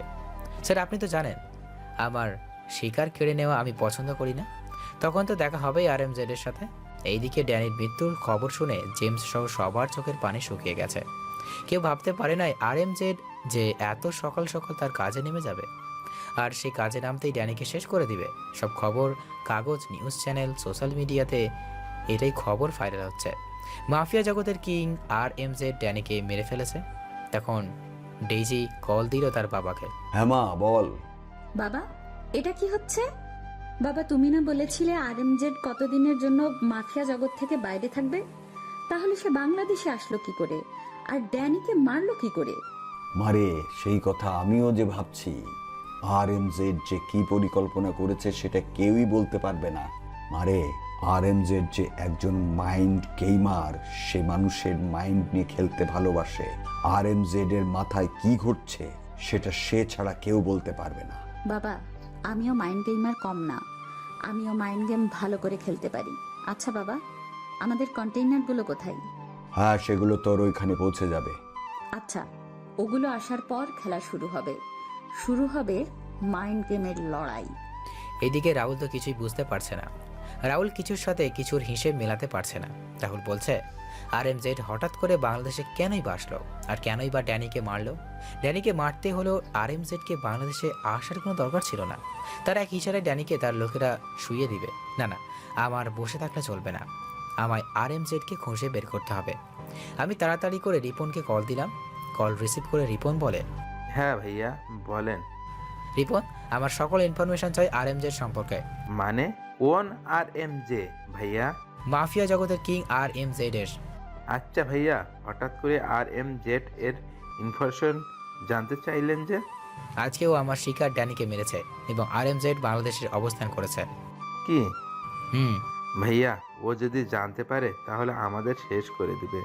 আমার উপর বিশ্বাস আছে না তোর? হ্যাঁ ভাইয়া, আছে। তাহলে আমার সব ইনফরমেশন কালেক্ট করে রাতে দিয়ে দিস। আমি দেখি RMZ কোথায় এবার যায়। রাহুল ফোন কেটে দিয়ে মাথায় হাত দিয়ে বসে আছে। তখনই রাহুল ফোন আবার বেজে ওঠে। রাহুল ফোন হাতে নিয়ে দেখতে পাই সেনাপ্রধান কল দিয়েছেন। রাহুল তাড়াতাড়ি করে কল রিসিভ করে বলে, আসসালামু আলাইকুম স্যার। ওয়ালাইকুম আসসালাম। রাহুল, কি করছো? বসে আছি স্যার, আপনি? কিছু না রাহুল, কিছুক্ষণ আগে একটা খবর আসছে। কালকে সমুদ্র পথে কিছু 2 কন্টেইনার অবৈধ জিনিস বাংলাদেশে আসবে। সেটা বাংলাদেশে প্রবেশ করার আগে সেই কন্টেইনার আটক করতে হবে। আচ্ছা স্যার। এইদিকে কেউ একজন কল দিয়ে বলে, হ্যালো বস। হ্যাঁ বলো। বস, কালকে 2 কন্টেইনার অবৈধ জিনিস বাংলাদেশে আসবে। আচ্ছা, কালকে খেলা হবে। এরপর আরএমজেড ফোন রেখে দেয়। কি হতে চলেছে কালকে? কালকে রাহুল না আরএমজেড ওই কন্ট্রাক্ট আটকে গো? কালকে কে শেষ হাসি হাসবে সেটা জানার জন্য কালকে পর্বের জন্য অপেক্ষা করতে হবে। পরের দিন সকালে 3 জন 3 দিক দিয়ে এই কন্টেইনার নিজের আয়ত্তে নিয়ে আসার জন্য বেরিয়ে পড়ে। রাহুল আরএমজেড এর ডেইজি রাহুলরা সবার আগে গিয়ে সেখানে তাদের নিজের পজিশন নিয়ে নেয়। রাহুলরা লুকিয়ে বসে আছে। কিছুক্ষণ পরে রাহুল দেখতে পায় কন্টেইনার ভর্তি জাহাজ চলে আসছে। তখন রাহুল দেখতে পায়, কিছুক্ষণ দেখতে পেলাম একজন মেয়ের নেতৃত্বে 10 থেকে 15 জন লোক 3টা গাড়ি করে আসছে, কিন্তু মেয়েটার মুখে ওড়না দিয়ে মুখ ঢাকা। এর মাঝে আরও 4টা গাড়ি এসে থামে কন্টেইনারের সামনে। আমি দূর থেকে সবকিছু দেখছিলাম। আমরা সেই জায়গায় পৌঁছানো মাত্রই আর 4টা গাড়ি আসে। এটা দেখে আমি আমার লোকদের বন্দুক বের করতে বলি। তখন আমার লোকেরা বন্দুক তাক করে ওদের দিকে। তখন গাড়ি থেকে বের হয় আরএমজেড এর লোগো পরিহিত লোকজন। ওরাও বন্দুক তাক করে বের হয়। তখন ওরা একটা গাড়ির দরজা খুলে দিল। দরজা খুলে দেওয়ার পর গাড়ি থেকে একজন আরএমজেড এর মাস্ক পরিহিত বের হয়। তার চেহারা দেখা যাচ্ছে না। মাথায় আরএমজেড এর টুপি, সাথে আরএমজেড এর লোগোই একটা বড় জ্যাকেট। ডেইজি এটা দেখে কিছু ভয় পেয়ে যায়। তার ডেইজি কিছুটা স্বাভাবিক হয়ে বলে, আরএমজেড। ডেইজি, তোর বাপ তো অস্ট্রেলিয়া বসে অবৈধ কাজ করে যাচ্ছে, আর তুই বাংলাদেশে বসে নিজের দেশটা ধ্বংস করছিস। লজ্জা করে না তোর? লজ্জা কিসের? নিজের দেশের মানুষের ক্ষতি করতে তোর একটুও লজ্জা করে না? তুই তো একজন ডাক্তার। ডাক্তারের কাজই হলো মানুষের জীবন বাঁচানো, কিন্তু তুই তো মানুষের জীবন কেড়ে নেওয়ার জন্য উঠে পড়ে লেগেছিস। আরে এটা তো আমাদের কাছে কিছুই না। আমাদের অনেক টাকা আর পাওয়ারের জন্য আমরা যা কিছু করতে পারি। এর জন্য নিজের ভালোবাসার মানুষের সাথে বেইমানি করবি? আরএমজেড এর কথা শুনে ডেইজির চোখ বড় হয়ে যায়। তখন ডেইজি নিম্ন স্বরে বলে, মানে? কি হলো? হ্যাঁ, গলা ধরে আসছে। কে তুই? আমি কে তুই জানিস? তুই এগুলো কি করে জানিস? Oh come on Daisy, you know who I am. আচ্ছা, এখানে তোর কাজ কি? এইগুলো নিয়ে যাব। কি? হ্যাঁ। মারা পড়বি তুই। আমার কাজে বাধা দিস না, না হলে তুই বেঁচে ফিরবি না। তাই নাকি? দেখবি। এই বলে আরএমজেড সহ ডেইজি যখন বন্দুক বের করে তখন রাহুলরা লুকিয়ে লুকিয়ে গুলি বর্ষণ করতে থাকে। গুলি কোথা থেকে আসছে কেউ বলতে পারছে না। গুলি প্রতিহিত করার জন্য সুযোগ পায়নি। ডেইজি আর আরএমজেড বাধ্য হয় সবাই পালিয়ে যায়। রাহুল তখন কন্টেইনার জব্দ করে হেডকোয়ার্টারে নিয়ে যায়। রাহুল তখন সেনাপ্রধানকে বলে, স্যার, আজকে একটুর জন্য ওদের ধরতে পারি নাই, তবে এখানে কোনো একটা রহস্য রয়েছে। কি রহস্য? স্যার, এখানে একজন তো আরএমজেড আর এখন একটা মেয়ে আছে। মানে? স্যার, ওই মেয়ে আর আরএমজেড এর মাঝে আজকে কি নিয়ে ঝগড়া হয়? আমার যতদূর মনে হচ্ছে ওরা একজন আরেকজনের শত্রু। মেয়েটার খুঁজে নাও, সাথে আরএমজেড এর ও। স্যার, এই কন্টেইনারে কি আছে? সেটা তো আমি জানি না, তবে একটু পরে সেটা খুলে দেখা হবে। তুমি এখানে থাকতে হবে। কিছুক্ষণ পর কর্নেল স্যার আসবেন। স্যার আসলে তোমাকে স্যারের সাথে থাকতে হবে। আচ্ছা স্যার। তারপর সেনাপ্রধান চলে যান তার কাছে। রাহুলও চলে যায় তার অফিস রুমে। রাহুল তার রুমে গিয়ে স্যাটেলাইট ফোনের মাধ্যমে ডেইজিকে মেসেজ দেয়, আজকে বেঁচে গেলি রে বেইমান, তবে খুব শীঘ্রই দেখা হবে তোদের বাপ আর মেয়ের সাথে। আমার সাথে সাক্ষাৎ করা মানে আজরাইলকে আহ্বান করা মাস্টার। ডেইজি তখন সবেমাত্র তার বাসায় আসে। বাসায় এসে ডেইজি ফ্রেশ হয়ে নেয়। ফ্রেশ হয়ে বিছানায় বসে তার ফোনে মেসেজ টং টং করে প্রবেশ করে। ডেইজি তখন মেসেজ পড়ে চোখ বড় হয়ে যায়। ডেইজি তখন নিজে নিজে বিড়বিড় করে বলে, আজকে তো এখানে RMZ আমি আর আর ও আচ্ছা, তার মানে আমাদের গুলি করেছে মাস্টার। এখন আমি মাস্টারকে রিপ্লাই দিলাম, except the unexpected shock master. আমি দেখলাম ডেইজির নাম্বার থেকে মেসেজ আসছে। আমি তখন মেসেজ দেখে কিছুক্ষণ হেসে নিলাম। সেই মেসেজে রিপ্লাই দিলাম, ওয়েটিং বেবি। শালা, অপেক্ষা করাচ্ছি তোকে। তোকে আমার খুঁজে বের করতে সময় লাগবে না। আগে RMZকে দেখে নেই, তারপর তোর খবর হচ্ছে। ডেইজি এইসব ভাবছিল, তখনই তার ফোন বেজে উঠল।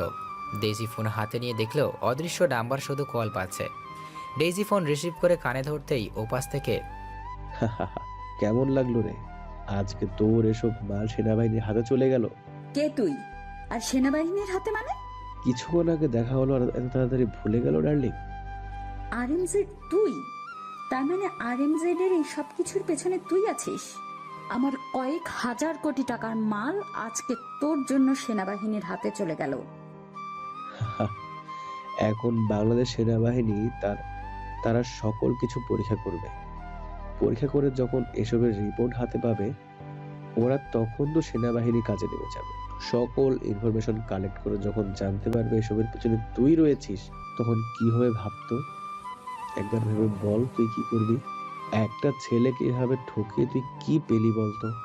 তুই একটা ছেলের কাছ থেকে তার বাবা আর মাকে আলাদা করেছিস। তোর জন্য আরো কয়েকটা তাজা প্রাণ অকালে ঝরে গেছে। কে তুই?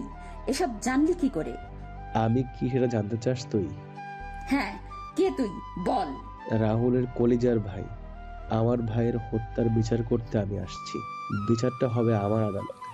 আমার আদালতে বিচার কেমন হয় সেটা তোর বাপকে জিজ্ঞাসা করে জানতে পারবি। বাই। Hello hello hello. এইদিকে কর্নেল চলে আসলেন হেডকোয়ার্টারে। সেনাপ্রধান কর্নেল স্যার আমন্ত্রণ জানান। সেনাপ্রধান সমস্ত কিছু খুলে বলেন কিভাবে এই মালগুলো আটক করা হয়েছে। তখন কর্নেল বলেন, এই অপারেশন কে পরিচালনা করেছে? স্যার, আমার বেস্ট কমান্ডার রাহুল আর কোড নেম মাস্টার। কোথায় সে? এই তো স্যার। আসসালামু আলাইকুম স্যার। ওয়ালাইকুম আসসালাম। Good job young man. ধন্যবাদ স্যার, দোয়া করবে। অবশ্যই, চলো দেখা যাক কি আছে এতে। তারপর কর্নেল, রাহুল আর সেনাপ্রধান সহ অনেক উপস্থিত ছিল। একজন সেনা সদস্য কন্টেনারে থাকা তালা ভেঙে ফেলে। কন্টেনারে ডালা খুলতেই বাজে গন্ধ নাকে এলো সবার। গন্ধটা অনেকটা পচে যাওয়া মানুষের শরীরের গন্ধ। সবাই তাড়াতাড়ি করে মাস্ক পরে নিল। তখন রাহুল, আমি মাস্ক পরে হাতে গ্লাভস নিয়ে কন্টেনারের ভিতরে গেলাম। ভিতরে গিয়ে দেখলাম এই আবর্জনার পিছনে একটা বক্স দেখতে পেলাম। সব বক্স খুলে আমি কিছু জিনিস দেখতে গেলাম। চমকে গেলাম। আমি সবগুলো অনেক কষ্টে বাইরে বের করে নিয়ে এলাম। কন্টেনারের ভিতরের বাজে গন্ধ, সবার অবস্থা খারাপ প্রায়। আমি ভিতরে থাকা জিনিসগুলো কয়েকজন সেনা সদস্যদের সাহায্য নিয়ে বের করে আনি। তারপর কন্টেনারে ডালা লাগিয়ে দিলাম। রাহুল বাইরে এসে অনেক জোরে জোরে শ্বাস নিতে লাগলো। তখন সেনাপ্রধান একজন সেনা সদস্যকে বললেন পানি নিয়ে আসার জন্য। সেনা সদস্য পানি নিয়ে আসলে সেনাপ্রধান রাহুলকে পানি খেতে বললেন। রাহুল পানি খেয়ে কিছুটা স্বাভাবিক হয়ে বলে, শ্বাস নিয়ে নিয়ে বললাম, স্যার এই জিনিসগুলো আমাদের দেশের জন্য অনেক ক্ষতিকর। কি আছে এতে রাহুল? স্যার আপনি নিজেই দেখে নিন। রাহুলের কথা শুনে কর্নেল গ্লাভস হাতে পরে নিয়ে বক্স মুখ খুললেন। বক্স খুলে তিনি এমন কিছু দেখে বক্সের মুখ লাগিয়ে দিলেন। তারপর কর্নেল একের পর এক বক্স চেক করলেন। সব বক্স চেক করে কর্নেলও বসে পড়লেন মাটিতে। তখন কর্নেল বলেন, এখানে তো রেডিয়াম আছে, সাথে কিছু মেডিসিনও আছে। স্যার, রেডিয়াম তো গবেষণাগার ছাড়া কোথাও পাওয়া যায় না। স্যার বাংলাদেশের বড় কিছু হতে চলছে। রেডিয়াম কী জন্য ব্যবহার করা হয় সেটা আপনার বুঝতে পারছেন নিশ্চয়। কিন্তু এই মেডিসিনগুলো কি? স্যার সেটার জন্য আমার কিছু সময় প্রয়োজন। সেনা প্রধান আজকে থেকে রাহুলের অপারেশন লিড করবে। এই অপারেশন ওর যা যা প্রয়োজন হবে সব কিছু ম্যানেজ তুমি করে দিবা। কোনো সমস্যা হলে সেটা আমায় জানাবে। স্যার আপনাদের দুইজনের কাছে একটা আবদার আছে। বলো কি? আজকের এই বিষয়টা যাতে বাইরের কেউ জানতে না পায়, এমনকি কোনো নিউজ রিপোর্টার ও। কিন্তু কেন? স্যার আমার সিক্স সেন্স বলছে সন্ত্রাসীরা এখনো পর্যন্ত এই বিপজ্জনক মালামালকে আটক করেছে সেটা জানতে পারেনি। এতে আমাদের লাভ কি? স্যার ওই সন্ত্রাসীরা কোনো একটা পরিকল্পনা করছে বাংলাদেশে কিছু একটা করার জন্য। কিন্তু ওদের পরিকল্পনা বিফলে গেছে। আজ আমার MZ এর এই মাল যারা অর্ডার দিয়েছে তাদের মধ্যে ঝগড়া হয়েছে। এখন যদি ওরা জানতে পারে তাহলে ওরা এক হয়ে যাবে। ওরা এক হয়ে গেলে আমাদের জন্য কাজ করাটা কঠিন হয়ে যাবে। এটা অবশ্য ঠিক বলেছে। জি স্যার। রাহুল, এখন তোমার পরবর্তী পরিকল্পনা কি? স্যার, আমার একটা স্পেশাল মেডিকেল টিম প্রয়োজন।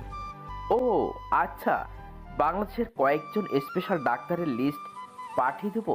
তুমি সেই লিস্ট থেকে কয়েকজনকে সিলেক্ট করে তোমার টিম তৈরি করে নিবে। না স্যার, বাংলাদেশের ডাক্তার দিয়ে হবে না। তাহলে কোথায় থেকে তুমি ম্যানেজ করবে? চীন থেকে। চীন থেকে কেন? স্যার, এইখানে আমার পরিচিত কয়েকজন আছে, আমি তাদের নিয়ে ওই অপারেশনটা পরিচালনা করতে চাই। আর আপনি জানেন তো রেডিয়াম কতটা ভয়ানক।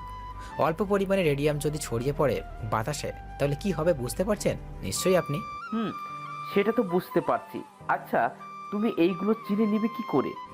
আমি নিব না, ওরা আসবে স্যার। আমি যতদূর জানি ওরা কোনো দেশে যায় না। ওরা আসবে স্যার। কি করে? স্যার, আমি আপনাদের না বলে একটা মিশনে আমি ওদের সাথে কাজ করেছিলাম, তখন থেকেই আমার পরিচয় তাদের সাথে। এখন আপনার অনুমতি দিলে আমি তাদেরকে বাংলাদেশে আসার জন্য বলবো। আচ্ছা, পারমিশন দিলাম, তবে এর পিছনে কারা রয়েছে সেটা রাহুল তোমার জানতে হবে এবং এদের বের করে আইনের হাতে তুলে দিতে হবে। এদের আমি মারবো? আইনের হাতে দেওয়ার কোনো প্রশ্ন আসে না স্যার। আমাদের কয়েকজন গুপ্তচরকে কাজে লাগাতে হবে। কেন? স্যার, এর পেছনে কারা আছে সেটা জানার জন্য। ও আচ্ছা। স্যার, বাংলাদেশে কোনো অনুষ্ঠান কি হতে যাচ্ছে যেখানে কোনো বিদেশি আসবে, বা যে অনুষ্ঠানে আয়োজন করলে বাংলাদেশের জন্য ভালো হবে? ভালো কথা মনে করেছো। চলো আমরা কোথাও বসি গিয়ে। সেনাপ্রধান, তুমি আসো। তারপর রাহুল, কর্নেল আর সেনাপ্রধান মিলে মিটিং করে রুমে গিয়ে বসলেন। তখন কর্নেল বলেন, রাহুল, রাশিয়া থেকে একদল চিকিৎসক এসে আমাদের দেশে একটা চুক্তি করবে। যে চুক্তি করলো আমাদের দেশে ক্যান্সার সহ বিভিন্ন রোগের চিকিৎসা আমাদের দেশের রোগীরা রাশিয়া গিয়ে চিকিৎসা নিতে পারবে। আর এই চিকিৎসা নিলে মৃত্যুর ঝুঁকি কমে যাবে। তবে অস্ট্রেলিয়ার একজন মাফিয়া সেটা নাকি হতে দিবে না। সে কয়েকজন মাফিয়ার সাথে হাত মিলিয়েছে আর তারা এই কাজে সহায়তা করেছে একজন বাংলাদেশি। স্যার, এই চুক্তিটা কবে হবে আর কোথায়? এই মাসের 15 তারিখ, হোটেল DTH-এ। তবে এই চুক্তির অনুষ্ঠানে আমাদের সতর্ক থাকতে হবে। আর কি স্যার? উপর থেকে বলা হয়েছে আমাদের স্পেশাল কমান্ডো অফিসারদের রাশিয়ান চিকিৎসকদের নিরাপত্তা দেওয়ার জন্য। আর তুমি তো আমাদের কমান্ডোদের মাঝে বেস্ট। স্যার, আপনি চিন্তা করবেন না, আমি সব সামলে নিব। তাহলে তুমি চীনদের সাথে যোগাযোগ করো। হাতে বেশি সময় নেই আমাদের, আর মাত্র 8 দিন আছে। আমাদের কেয়ারফুলি সব হ্যান্ডেল করতে হবে কিন্তু। জি স্যার। আচ্ছা, আসি আমি তাহলে, তুমি একটু রেস্ট নাও। আসি আমি তাহলে। আসসালামু আলাইকুম স্যার। কর্নেল আর সেনাপ্রধান স্যার বেরিয়ে গেলেন। এদিকে রাহুল ফোন বের করে কল করলো, দিল চীনের টপ গবেষক ইয়াংগুকে। ফোন রিসিভ হতে ইয়াংগু বলেন, হ্যালো মাস্টার। হাই ইয়াংগু, কেমন আছো তুমি? ভালো আছি। হঠাৎ করে কল করলে যে মাস্টার? ইয়াংগু, I need you help. Help? Yes. Please tell me how can I help you? আসলে আমি সব কিছু খুলে বললাম ইয়াংগুকে। আপনারা তো সব জানেনই, তাই আর বললাম না। আচ্ছা, আমি তাহলে আমার টিম নিয়ে আর প্রয়োজনীয় সব জিনিসপত্র নিয়ে আজকে রাতে বিমানে করে রওনা দিচ্ছি। Thanks man. No call man, see you soon. Okay, bye. Rahul phone রেখে কিছু একটা ভেবে কল দেয় রিপনকে। রিপন ফোন রিসিভ করে বলে, হ্যাঁ ভাইয়া বলেন। আমার রাতে হোটেল DTH এর সমস্ত ব্লুপ্রিন্ট বের করে দিবে, সাথে সেখানে থাকা সমস্ত CCTV ক্যামেরা ইনফরমেশন।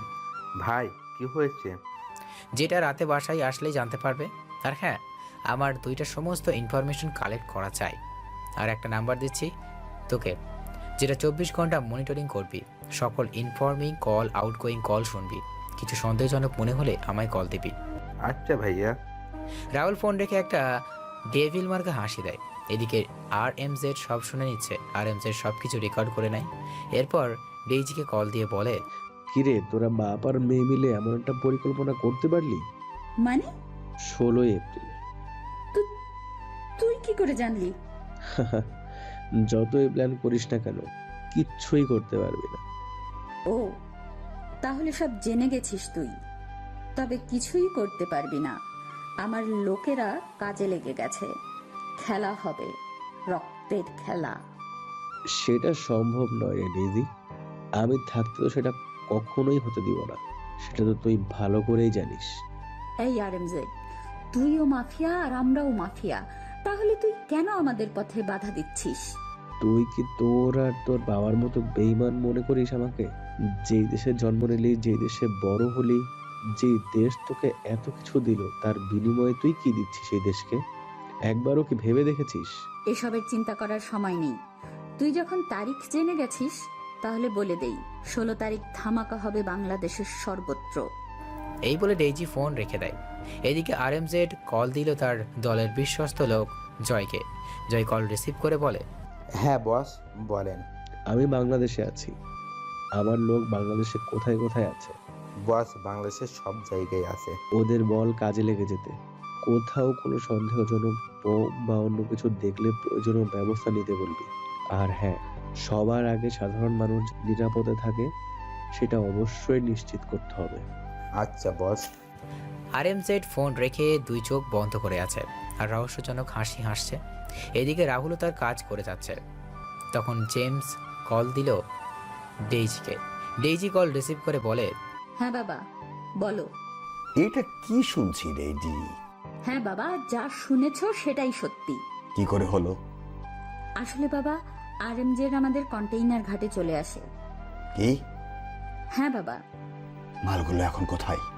আরএমজেড বলল মালগুলো নাকি সেনাবাহিনীর হাতে। সেনাবাহিনীর হাতে গেল কি করে? সেটা আমিই বুঝতে পারছি না বাবা। আমাদের প্ল্যানটা কি ভেস্তে যাবে? বাবা, আরএমজেড 16 তারিখের বিষয়টা জেনে গেছে। কি কি বলছিস তুই? এটা কি করে সম্ভব? বাবা, এই মিশনটা এখন বন্ধ করা যায় না? তুই জানিস এই মেশিনটা এখন আমরা বন্ধ করলে আমাদের কত টাকা লোকসান হতে পারে? প্রায় পুরো বাংলাদেশে আমাদের এই ব্ল্যাক মেডিসিন বিক্রি করা বন্ধ হয়ে যাবে। আমরা বাংলাদেশ থেকে যে টাকা পাই সেটা আর কোনো দেশে পাবে না। তুই এসব জেনেও কি করে বলতে পারলি এই কথাটা? সরি বাবা। রাখ তোর সরি। আমি বাংলাদেশ আসছি, কালকে সকালে এসে আমার এয়ারপোর্ট থেকে রিসিভ করবি। বাবা, তোমার আশাটা ঠিক হবে না বাবা। ডেইজি, তুমি জানো আমি বেশি কথা বলা পছন্দ করি না। আচ্ছা বাবা। এইদিকে রিপন ল্যাপটপে কিছু কাজ করছিল। তখন রিপন কিছু শুনতে পায়। রিপন তাড়াতাড়ি করে রাহুলকে কল দেয়। রাহুল ফোন রিসিভ করে বলে, আমি ফোন হাতে নিয়ে দেখতে পেলাম সজীব ফোন দিয়েছে। আমি ফোন রিসিভ করতে সজীব বলল, ভাই, কাজ হয়ে গেছে, এবার শুধু এয়ারপোর্টে ঢোকার অপেক্ষা। এয়ারপোর্টে ঢুকে গেলে আমাদের লোকেরা তাদের কাজ শুরু করে দেবে। বাহ বন্ধু, তোদের কাছে আমি অনেক কৃতজ্ঞ বন্ধু। তুই আর শাকিল যদি না থাকতি তাহলে আমি একা এদের সাথে কখনোই পেরে উঠতাম না। আরে বেটা, কি যে বলিস। তোরা কবে দেশে ফিরছিস? 16 তারিখ রাতে সবাইকে নিয়ে বাংলাদেশে ফিরবো। তোরা এসে দেখবি বাংলাদেশে কোনো গ্যাং বা কোনো সন্ত্রাসীদের অস্তিত্ব নেই। তারপর আরও কিছু কথা বলে রিপন চলে যায়। রাহুল খাওয়া দাওয়া করে ঘুমিয়ে পড়ে। এইদিকে দিয়া আজকে সে অনেক খুশি, কারণ আর একদিন পর রাহুলের সাথে দেখা হবে। কিন্তু পর মুহূর্তে তার মন খারাপ হয়ে যায়। শাল্লা লাল বান্দর ওইখানে গিয়ে আমায় একটা কলও দিল না। আমিও কল দিলে কল কেটে দেয়। ধর, ঘুমিয়ে যাই। আর একদিন পরে তো দেখা হবেই। দেখা হলে তখন বুঝাবো মজা। পরের দিন সকালে রাহুল ঘুম থেকে উঠে নামাজ পড়ে এক্সারসাইজ করে নাস্তা করে চলে যায় এয়ারপোর্টে। রাহুল এয়ারপোর্টে গিয়ে ওয়েটিংয়ের জন্য অপেক্ষা করতে থাকে। রাহুল কিছুক্ষণ পর কাউকে কল দিয়ে বলে, কাজ শুরু করে দাও, শিকারি এসে গেছে। কল কেটে রাহুল পেপার পড়ায় মনোযোগ দিল। কিছুক্ষণ পর অ্যানাউন্সমেন্ট করা হলো রাশিয়া থেকে আসা বিমান এইমাত্র বাংলাদেশের রানওয়েতে অবতরণ করছে। রাহুল অ্যানাউন্সমেন্ট শুনে ওয়েটিংয়ের জন্য থেকে বের হয়, ভিআইপি গেটের সামনে গিয়ে দাঁড়ায়। রাহুলকে দেখে সেখানে থাকা সকল স্পেশাল অফিসার সবাই স্যালুট করে। তখন রাহুল তার সব প্ল্যান বলে দেয়। কিছুক্ষণ পর ভিআইপি গেট দিয়ে রাশিয়ান ডাক্তাররা বেরিয়ে আসেন। রাহুল গিয়ে তাদের রিসিভ করে। তখন রাহুল বলে, হ্যালো ডক্টর, আমি রাহুল, আমি আপনাদের security in charge. Hi Rahul master. আপনি জানেন কি করে আমি মাস্টার? আপনার মতো একজন বেস্ট কমান্ডো অফিসারকে সবাই জানে। আর আপনি জানেন তো, আমরা কোথাও গেলে আমাদের সিকিউরিটি দায়িত্বে থাকা অফিসারদেরকে নকল ইনফরমেশন কালেক্ট করি। আপনার রেকর্ডগুলো দেখে ভালো লাগলো। আপনার মতো অফিসার আমাদের দেশে যদি থাকতো ইটস মাই প্লেজার ডক্টর, চলো যাওয়া যাক। হ্যাঁ অবশ্যই। তারপর রাহুল তাদের নিয়ে বেরিয়ে পড়ে এয়ারপোর্ট থেকে। রাহুল সবাইকে নিয়ে যাচ্ছে আর এইদিকে কর্নেল তার অফিস বসে সব কিছু পর্যবেক্ষণ করছে। তখন কর্নেল দেখলেন রাহুল অন্য একটা রাস্তা দিয়ে যাচ্ছে। তখন তিনি রাহুলকে কল দিলেন।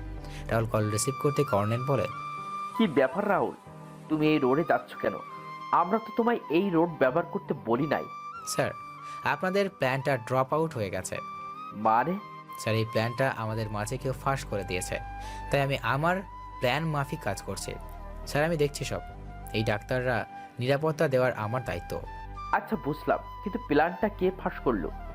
স্যার আজকে আপনি অফিসে আসছেন কি করে? গাড়ি করে। আর গাড়িকে ড্রাইভ করছিল? কেন, আমি করেছিলাম। ও মাই গড, তার মানে? হ্যাঁ স্যার, আমি ওরে ওপারে পৌঁছে দিয়েছি। তুমি জানলে কি করে? স্যার কিছুটা রহস্য থাক না, স্যার পরে কথা হবে। রাহুল ফোন কেটে দিয়ে গাড়ি চালাতে শুরু করে। এইদিকে আরএমজেড বাংলাদেশে সব জায়গা থেকে বোম বের করে ডিসপোজ করে দিয়েছে। সে বাংলাদেশের সব জায়গায় তার লোক দাঁড় করিয়ে রেখেছে। রাহুল সবাইকে নিয়ে একটা বাংলোতে চায়, সেখানে রাশিয়ান ডক্টরদের থাকার ব্যবস্থা করা হয়। এইভাবে চলে যায় আজকের দিন।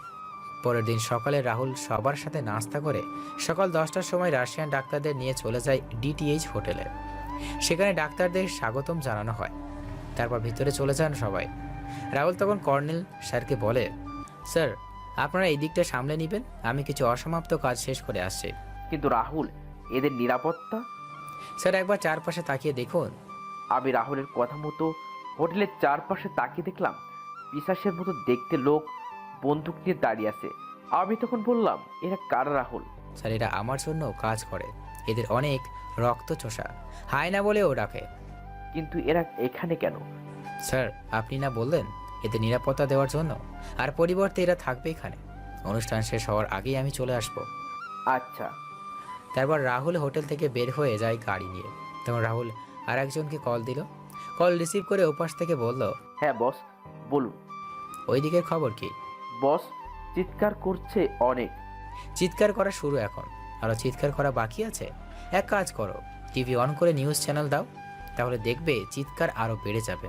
আচ্ছা বস। আমি আসছি কিছুক্ষণের মধ্যে। রাহুল ফোন রেখে দেয়। এদিকে সমস্ত নিউজ চ্যানেল একটাই নিউজ করছে, এই চুক্তি হলো বাংলাদেশের মানুষের জন্য এক নতুন দিগন্ত উন্মোচিত হবে। অনেক অসহায় মানুষ তাদের রোগের চিকিৎসা নিতে পারবে খুবই স্বল্প মূল্যে। রাহুলের কথা অনুযায়ী ক্রুরো টিভি অন করতেই মানুষগুলো চিৎকার আর দ্বিগুণ হতে লাগলো। কিছুক্ষণ পর রাহুল এসে পৌঁছে যায় তার সেই পুরাতন বাড়িতে, আর ভিতর থেকে চিৎকার করার আওয়াজ আসতে লাগলো। চিৎকারগুলো এইরকম, তোরা জানিস না কাদের সাথে টক্কর নিয়েছিস। আমার লোকগুলো আসার আগে আমাদের ছেড়ে দে। তখন রাহুল বলে, কে রে তোরা? তোরা লোকেরা কি করবে ওদের? তুই জানিস তোরা কাদের তুলে নিয়ে এসেছিস? কেন বল, তোরা বলতো। এই মুখ সামলে কথা বল, আমার পরিচয় পেলে তোর প্যান্ট ঢিলে হয়ে যাবে। ও মা, তাই নাকি? তাহলে বল কে তুই? আমি এই পুরো দাঁড়া, তুই একটু আগে না তোর লোক করছিলি? তোর রোগের অবস্থা দেখে নে, এই ভিডিও অন কর। ভিডিও অন করতেই দেখলো অনেক লোক মাটিতে শুয়ে আছে চিরতরের জন্য। সবার অবস্থা অনেক খারাপ, অনেক ভয়ঙ্করভাবে হত্যা করা হয়েছে এদের। তখন লোকটা বলে, তুই কি করেছিস তুই নিজেই জানিস না। এবার তোর পরিচয় দে। আমি হলাম মাফিয়া জগতে কিং জেমস, আর এ হলো আমার মেয়ে ডেসি। এটা তো তোদের কোড নাম, তোদের আসল নামটা বল। আমাদের আসল নাম তো এটাই। লিয়াকত খান ওরফে জেমস, আর তো মেয়ের নাম হলো বৃষ্টি ওরফে ডেইজি। আপনাদের সহজে বোঝার সুবিধার্থে বলছি, বৃষ্টি হলো রাহুলের এক্স গার্লফ্রেন্ড। যার সিজন 1 পড়েছেন তারা বুঝতে পারবে। তখন ডেইজি মুখ খোলে। ডেইজি বলে, কে তুই? সবই জানতে পারবে বৃষ্টি, একটু অপেক্ষা কর, চুক্তিটা হয়ে যাক। নিউজ চ্যানেল দেখানো হচ্ছে চুক্তিপত্রে স্বাক্ষর করা হচ্ছে। স্বাক্ষর করা শেষ, সবাই হাততালি দিল। তখন ডেইজি বলে, তুই কিন্তু আমাদের সাথে টক্কর দিয়ে তোর মৃত্যুকে ডেকে আনছিস। তোর সাহস থাকলে পরিচয় দে। কেন পরিচয় দিলে তুই চিনবি বৃষ্টি? মানে হলো আমি হলাম রাহুল, আবার মাস্টার, আবার RMZ। কে?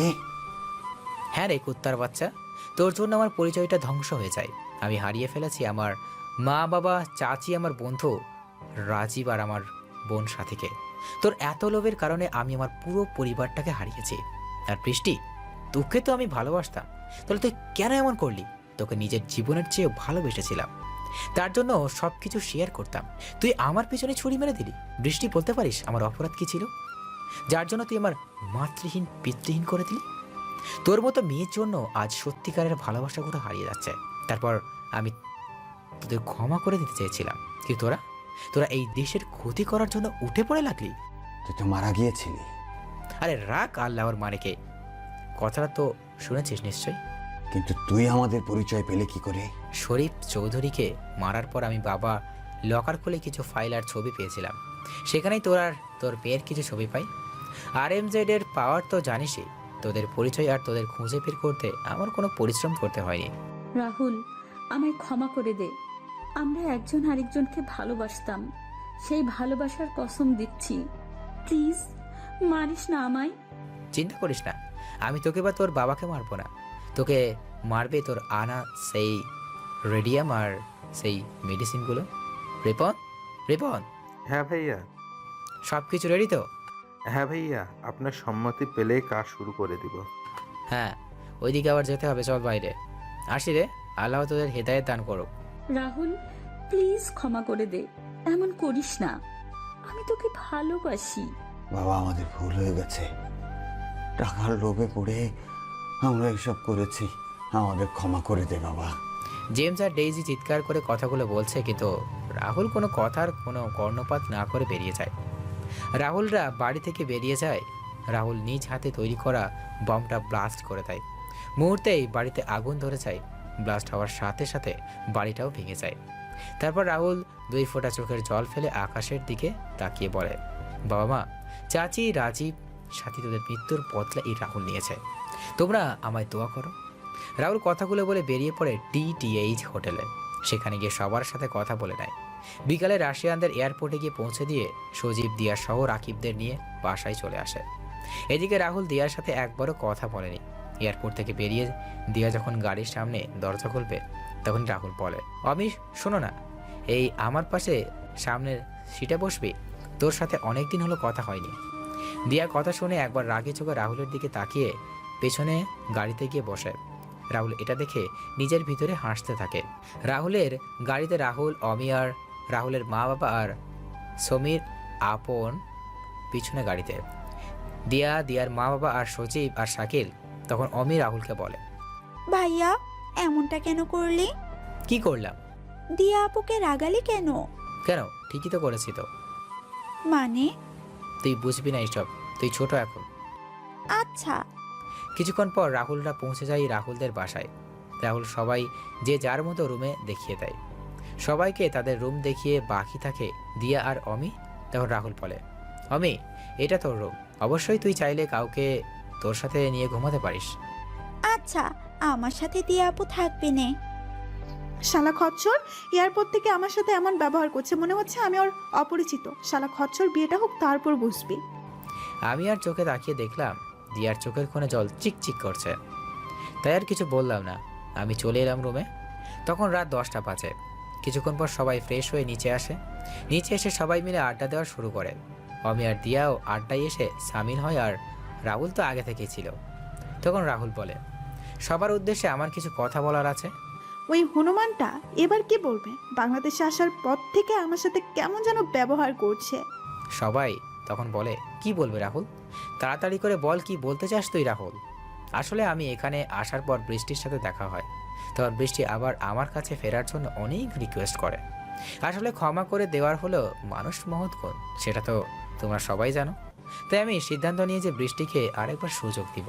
তো দিয়া আমার সেকেন্ড অপশন হিসাবে থাকবে। রাহুলের কথা শুনে আমার চোখ দিয়ে জল আপনা আপনি গড়িয়ে পড়তে লাগলো। আমি কি বলবো, আমি কিছু বুঝতে পারছি না। এতটা আশা নিয়ে বাংলাদেশে এসেছিলাম, কিন্তু শেষ পর্যন্ত এভাবে নিরাশ হব কে জানতো সেটা। অবশ্য একটা কথা ঠিক, সবার কপালে ভালোবাসার মানুষকে আপন করে পাওয়া হয় না। এখন যেটা আমার সাথে হচ্ছে, আমি মাথা নিচু করে কান্না করছি। দিয়া মাথা নিচু করে কান্না করছে। তখন রাহুলের বাবা বলেন, এই, তুই কি বলছিস? বৃষ্টি তোর পরিবারের সাথে কি করেছে সেটা জানিস না? কি করব বাবা, প্রথম ভালোবাসা তো, সেটা আমি ভুলি কি করে?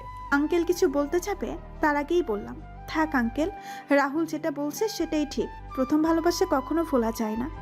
আমি আমার রুমে যাচ্ছি, রাতে খাওয়ার জন্য কেউ আমায় ডাকবে না। এই বলে দিয়া তার রুমে চলে যায়। সবাই রাহুলকে বকাঝকা করে। রাহুল ডোন্ট কেয়ার ভাব নিয়ে বসে আছে। রাহুল ঘড়ির দিকে তাকিয়ে দেখে রাত 11টা বাজে। তখন রাহুল সবাইকে বলে ছাদে যাওয়ার জন্য। সবাই যাবে না। রাহুল অনেক কষ্টে সবাইকে মানিয়ে উপরে নিয়ে যায়। সবাইকে ছাদে রেখে রাহুল দিয়ার রুমে আসে। রুমে এসে শুনতে পাই দিয়া কান্না করছে। তখন রাহুল বলে, কিরে তুই কান্না করছিস কেন? দেখ আমি তো কত খুশি আজকে, আজকে আমার প্রিয় মানুষকে আপন করে পাবো, এর মাঝে তুই কান্না করছিস? সেটা আমার ভাগ্য। তা আপনি এখানে কেন? একটু পরে আমার আর বৃষ্টির বিয়ে হবে, তাই তোকে নিতে আসলাম। তুই তো আমার বন্ধু, তোকে ছাড়া আমি বিয়ে করি কি হবে বলতে পারিস? আর ওর কথা শুনে বিছানা থেকে উপর কাছে যেতেই রাহুল আমায় কোলে তুলে নেয়। আমি বলছি, এই লাল বান্দর আমায় কোলে নিয়েছিস কেন? তোর বৃষ্টিকে নে না কোলে। আসলে আজকের পর থেকে তোকে তো কোলে নিতে পারবো না, বৃষ্টিকে নিতে হবে, তাই কোলে করে তোকে সেটার প্র্যাকটিস করছে।